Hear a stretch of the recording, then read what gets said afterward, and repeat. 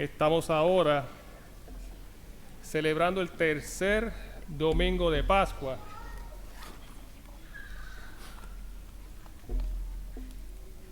Y la iglesia nos sigue presentando las apariciones de Cristo en la lectura de los evangelios. Y antes de caer ahí, pues quisiera hablarles un poquito de la primera lectura. Dicen el hecho de los... Oye, ¿se han dado cuenta de que en este ciclo B, la primera lectura es de los Hechos de los Apóstoles y no es como en los tiempos pasados, que siempre la primera lectura era del Antiguo Testamento? ¿Alguien se dio cuenta de eso? Estamos con las escrituras de las primeras comunidades católicas, ¿no? Primeras comunidades cristianas que empezaron a llevar el mensaje de Cristo. Y fíjense que Pedro tomó la palabra y dijo, ¿se acuerdan de Pedro que había negó a Jesús 3 veces? Se escondieron en el momento de la crucifixión, una vez arrestan a Jesús, todos se escondieron, y ahora fíjense, con Pedro tomó la palabra, ya no tenía miedo. Claro, todo esto sucede después del domingo de Pentecostés, donde Dios derrama el Espíritu Santo sobre los discípulos y sobre la Virgen María. Y ya ahora ellos van con ese ánimo, ese esfuerzo, esa certeza de que ya no tienen miedo a nada. Están como muy valientes, bien diferente a como eran ellos antes de ese evento de la crucifixión. Y si leen el capítulo 3 completo de los Hechos de los Apóstoles, antes de lo que se leyó hoy en la primera lectura, se lee cuando Pedro va camino con sus discípulos al templo y se encuentra una persona tullida que no podía caminar, estaba todo con sus músculos, ¿cómo diríamos nosotros? Encogidos, no podían estirarse. Y luego pues él les dice en nombre de Jesucristo, levántate. El tullido se levanta, se estira sus músculos, sus tobillos, comienza a caminar. Y cuando él entra al templo, pues empieza la gente del templo, pero este no es el tullido que acabamos de ver afuera. Y entonces comienza todo este diálogo que escuchamos hoy. Pedro toma la palabra, el Dios de Abraham, de Isaac y de Jacob. ¿Recuerdan en la lectura del Antiguo Testamento? Señor, ¿quién eres? Yo soy el Dios de Abraham, el Dios de Isaac y el Dios de Jacob. Y ahora Pedro les lleva ese mensaje a ellos, a los del templo. El Dios de Abraham, el Dios de Isaac, el Dios de Jacob. Toda la gente del templo sabía a qué se refería a él, a qué Dios se refería a él, porque ellos conocían las Escrituras. Y entonces ustedes rechazaron al santo, al justo, y pidieron el indulto de un asesino. Pero miren lo que hace él también. No lo encuentro ahora. Ok, yo sé que ustedes han obrado por ignorancia, o sea, no sabían lo que estaban haciendo. Se dejaron llevar por el pueblo, por las insinuaciones que habían dado los fariseos, de la misma manera que sus jefes. Pero Dios cumplió así lo que había predicho por boca de los profetas. O sea, todo esto pasó para que se cumplieran las Escrituras. Y los grandes jefes de los templos, los fariseos, saduceos y los grandes escribas, que sabían de las Escrituras, pero no reconocieron al Mesías cuando estuvo con ellos. Pero fíjense en qué esperanza les da. Por lo tanto, arrepiéntanse y conviértanse para que se les perdonen sus pecados. O sea, él les dice a ellos, ustedes fueron los causantes de la muerte de Cristo, ustedes y los jefes de ustedes. Pero le da una opción, le da una alternativa, una esperanza. Arrepiéntanse de lo que han hecho y conviértanse. O sea, los está llamando a ellos a tener una reconciliación con Dios, con Cristo. En la segunda lectura vemos a Juan. Miren cómo le habla al pueblo, hijitos míos. O sea, les habla con cariño, con ternura, con amor. O sea, para que ellos tengan conciencia. O sea, no los está regañando con maldad o con severidad, sino hijitos míos. Les escribo esto para que no pequen. Pero si alguien peca, tenemos como intercesor ante el Padre a Jesucristo el justo. O sea que si ustedes pecan, tenemos como intercesor a Jesucristo por nosotros. O sea, si nosotros pecamos, pero me incluyo, porque yo no soy un santo todavía. Esa es mi meta. Pregúntenle a mi esposa para que vean si soy un santo o no todavía. Pero, o sea, nos está dando una alternativa. Quien dice, yo lo conozco, pero no cumple sus mandamientos, es un mentiroso. Y la verdad no está en él. O sea, quien dice, yo conozco a Cristo, yo conozco a Jesús, pero no seguimos los mandamientos, se me fue la palabra otra vez, es un mentiroso. Pero como quiera, hay una esperanza. Pero aquel que cumple su palabra, el amor de Dios ha llegado a su plenitud. Y precisamente en esto conocemos que estamos unidos a Él.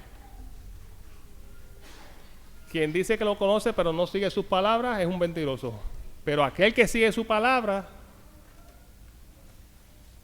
ha llegado a Él su plenitud. ¿Qué es la plenitud? La totalidad de Cristo. Y gracias al sacramento de la reconciliación, nosotros podemos siempre estar, ¿qué? En sintonía divina, en sintonía con Dios, unidos a Dios, unidos nosotros en comunidad.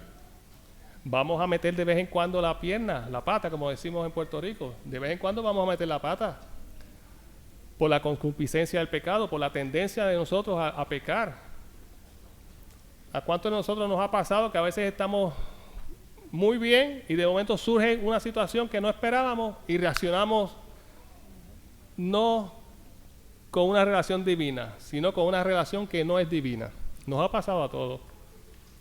Pero si lo reconocemos, fallé, y vamos a la reconciliación y seguimos luego tratando de enfocarnos en la vida divina, en la vida cristiana, en la vida de Cristo, en las enseñanzas de la iglesia, pues vamos otra vez a estar en sintonía y vamos a estar otra vez en la plenitud de Cristo, en la plenitud de Dios. Por último, el Santo Evangelio. Cristo se presenta ante ellos, y esto es en la noche de la resurrección.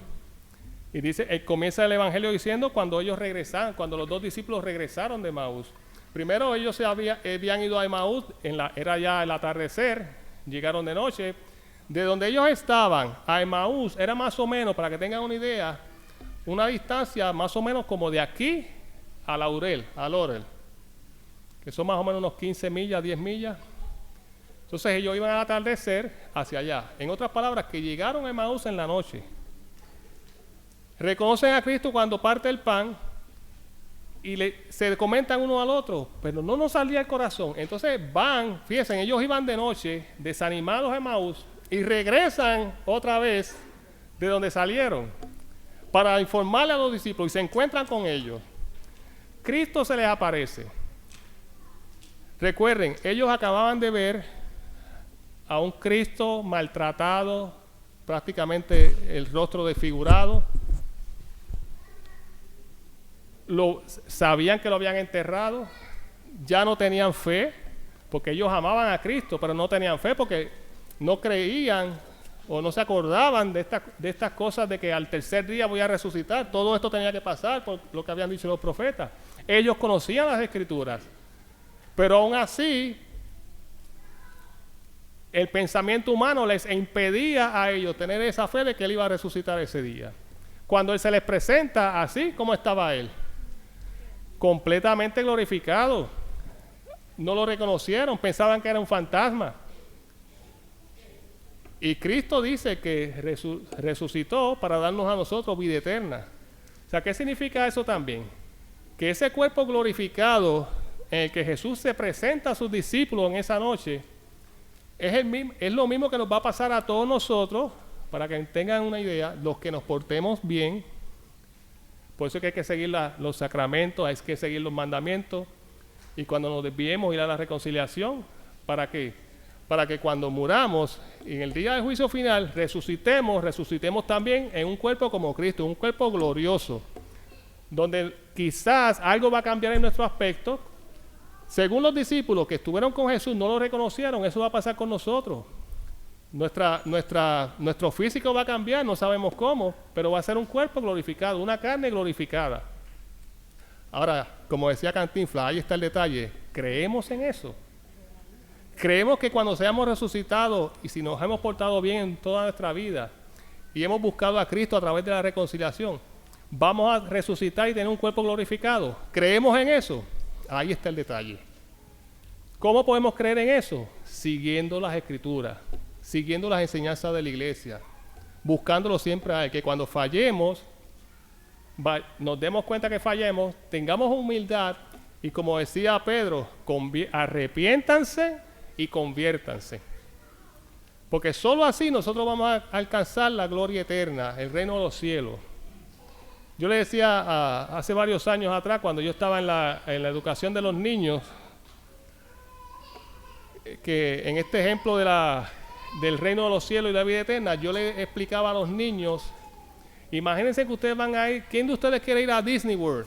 Y los niños todos, pues ¿cómo sería Disney World? Y ellos daban sus experiencias, mucha diversión, viendo los personajes de Disney, están de vacaciones en un hotel. Y yo, pues imagínense, mejor que eso la vida eterna para ustedes. Y ellos abrían los ojitos, estaban en segundo grado, tendrían 6, 7 años quizás. Y ellos, esa ilusión que había en ellos. Y lo que yo les explicaba a los adultos una vez, imagínense en ustedes estar en un crucero con todo incluido, de por vida, que no tienen que pagar nada. Que al contrario, les sirven a ustedes y ustedes pueden agarrar lo que quieran. Esa es la vida eterna, pero mil veces mejor que eso. Ahora, el punto está, ¿creemos nosotros en eso?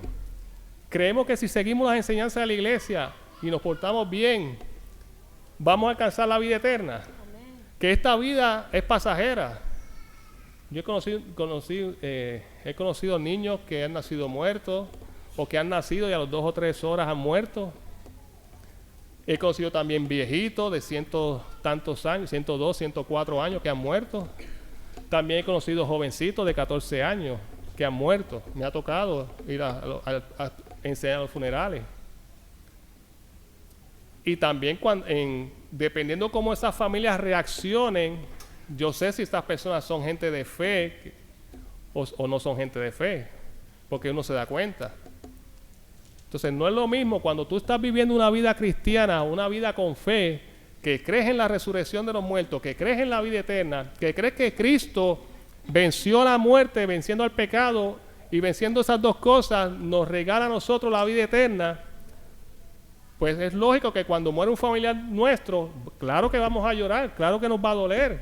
Oye, sería inhumano que no nos doliera, pero siempre tenemos una esperanza de que él va a estar mejor, o esa persona va a estar mejor, que va a estar junto con María, con Jesús, con todos los santos, y que en un futuro nosotros, si obramos bien, vamos a encontrarnos con ellos, porque de eso se trata la resurrección de Cristo. Si no hubiese habido Viernes Santo, no podía haber resurrección.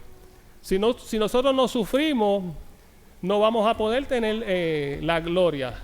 Este mundo, como ustedes saben, en la salve lo hice, en este valle de lágrimas.